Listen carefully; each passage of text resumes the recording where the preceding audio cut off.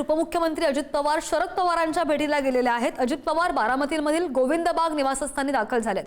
महापालिका निवडणुकांमधील मोठ्या पराभवानंतर ही पहिलीच भेट आहे आणि अजित पवार, सुप्रिया सुळे, रोहित पवार यांच्यामध्ये सध्या बैठक सुरू आहे।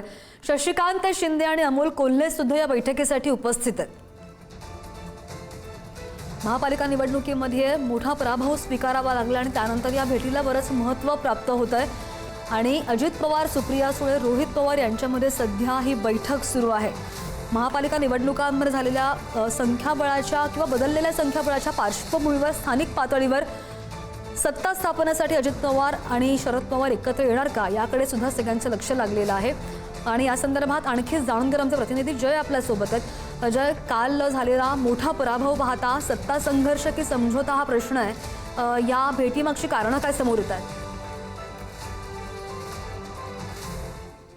त्यामध्ये दोन्ही राष्ट्रवादींना मोठा फटका बसलेला आहे। अजित पवार गट असेल, शरद पवार गट असेल, त्यांनी मिळून पिंपरी चिंचवडमध्ये त्या ठिकाणी निवडणूक लढवली, परंतु तिथे देखील त्यांना मोठा फटका बसलेला आहे। पुण्यामध्ये देखील अजित पवार गटाला मोठा फटका बसलेला आहे आणि आज बारामतीमध्ये कृषी विज्ञान केंद्राचे उद्घाटन त्या ठिकाणी पार पडणार आहे। तत्पूर्वी उपमुख्यमंत्री अजित पवार असतील, शशिकांत शिंदे असतील, रोहित पवार असतील, सुप्रिया सुळे असतील, अमोल कोल्हे असतील आणि आताच थोड्या वेळापूर्वी मोहम्मद शेख असतील, हे सगळे शरद पवारांचे गोविंदबागे जे निवासस्थान आहे या ठिकाणी दाखल झालेले आहेत। त्यांच्यामध्ये बैठकीला सुरुवात झालेली आहे।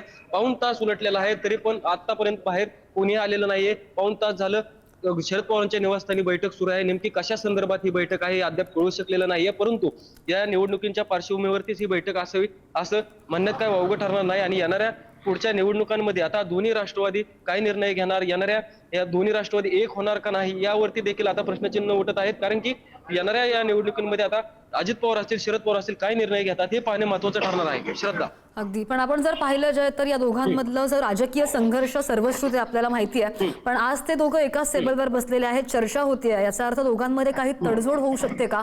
चर्चा काय आहे?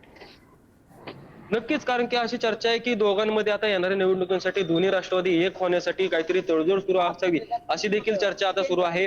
आणि आपण बघतोय की यापूर्वी अजित पवार आणि शरद पवार हे एकमेकांसोबत भेटीगाठी टाळत होते, परंतु आता अजित पवार सरळ सरळ डायरेक्ट शरद पवारांच्या निवासस्थानी गेलेले आहेत, त्या ठिकाणी दाखल झालेले आहेत। बैठक सुरू आहे। नेमकं या बैठकीत काय निष्पन्न होतं, काय नेमका निर्णय होतो हे पाहणे महत्त्वाचं असले तरी थोड्या वेळाने कृषी प्रदर्शनाचे उद्घाटन पार पडल्यानंतर उपमुख्यमंत्री अजित पवार ते पत्रकारांशी संवाद देखील साधणार आहेत आणि थोड्या वेळानंतर शरद पवार देखील असतील ते पत्रकारांशी संवाद साधणार आहेत आणि यावेळी पत्रकारांशी संवाद साधत असताना ते नेमकं काय संबोधित करणार हे पाहणं देखील श्रद्धा महत्त्वाचं ठरणार आहे। परंतु येणाऱ्या काही दिवसांमध्ये दोन्ही राष्ट्रवादी एक होण्यावरती तरी चर्चा आता सुरू आहे की दोन्ही राष्ट्रवादी पुढे जाऊन एक होतील अशी देखील चर्चा आता सध्या बारामतीमध्ये जोर पकडू लागली आहे। अगदी नाही, बरोबर आहे जय। आणि आपण तुम्ही जशी माहिती दिलीत, अमोल कोल्हे आणि शशिकांत शिंदे हे दोन्ही महत्त्वाचे नेते सुद्धा या बैठकीसाठी उपस्थित आहेत आणि हे दोन्ही नेते शरद पवारांचे कट्टर समर्थक आहेत, बरोबर? आता त्यांच्या उपस्थितीचा अर्थ असा सुद्धा होऊ शकतो की बैठक फक्त कुटुंबापुरती मर्यादित नाहीये, तर यामध्ये पक्षाच्या भवितव्याच्या वाटचालीवर सुद्धा चर्चा होऊ शकते।